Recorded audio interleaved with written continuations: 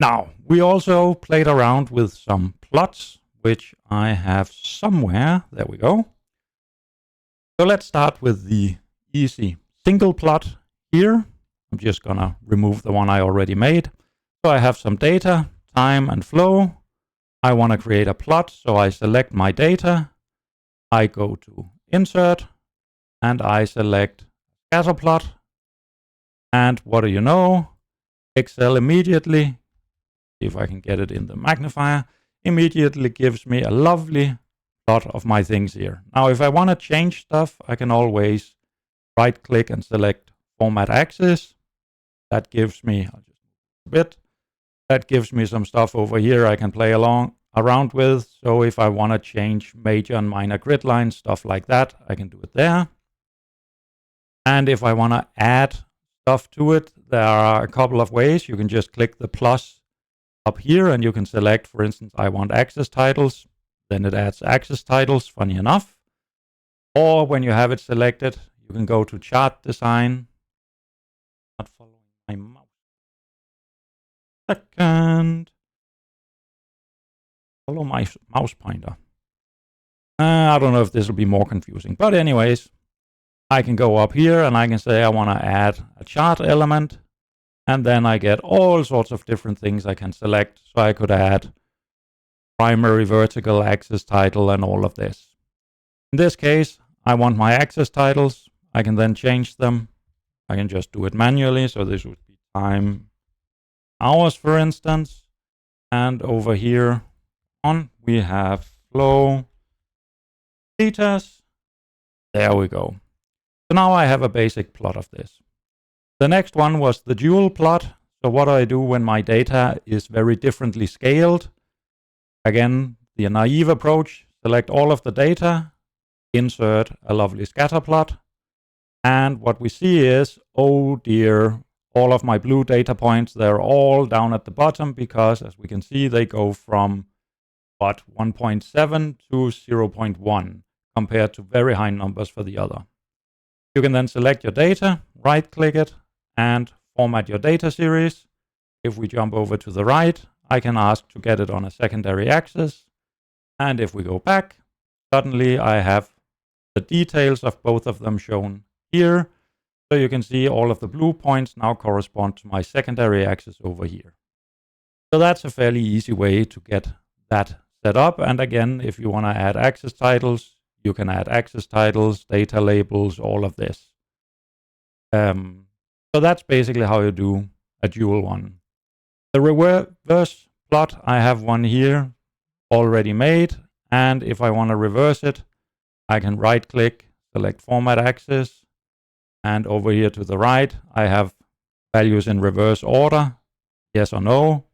Now they go from 0 to 12. And if I click this, now they go from 12 to 0. And I can also add a logarithmic scale if I want. Oh, I have negative numbers, do I? Or 0 values. Okay, so Excel doesn't like when I do wrong math. So that's actually fine that it doesn't allow me to do that.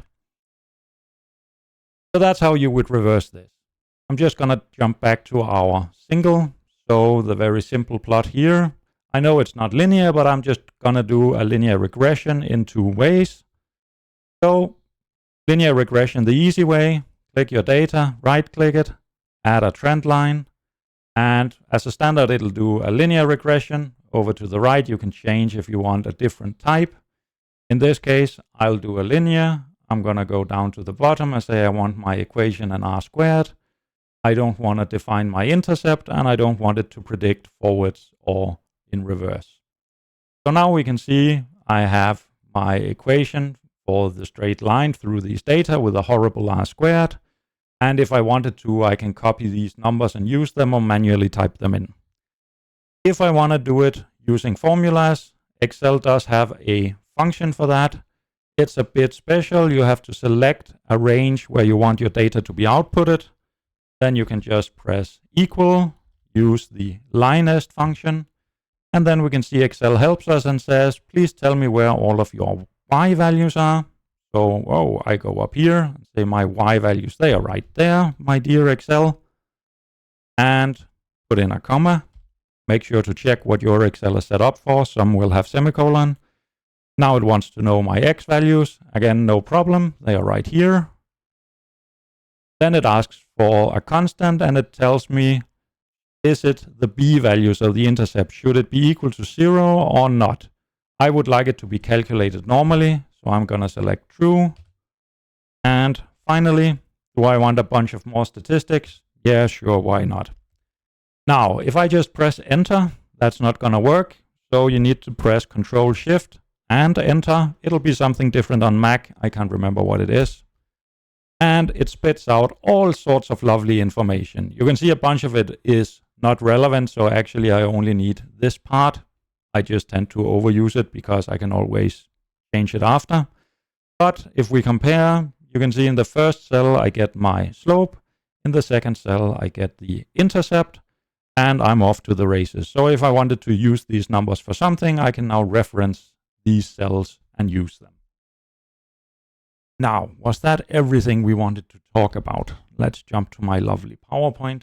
And here, we can take a look at error bars as well. So as I say, Excel is quite happy to add error bars.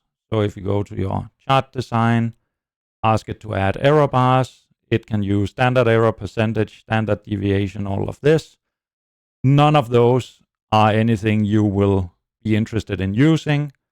More error bar options will allow us to go down here and select custom, and then we can specify where we actually have our calculations of these. Okay, because if you don't do that, for instance, fixed value is where it often starts. So we can see, yeah, it basically takes my data point and adds 1 or +1, -1 in both directions. This is never what we're interested in. So if you have to use error bars for the data you'll be collecting in the lab, you have to calculate it first, and then you can put in error cells. Error bars. But we won't need that on this semester, at least not in my course. Maybe, I don't know, Torben will be evil and force you to use it.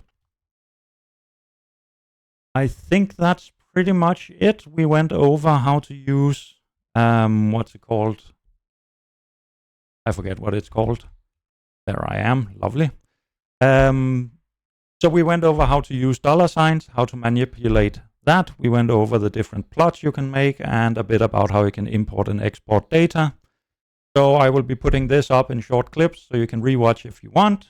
And if you have any questions, feel free to get in touch. Catch me at campus. Otherwise, go to the food market in Kalundborg and enjoy the rest of your weekend. Bye.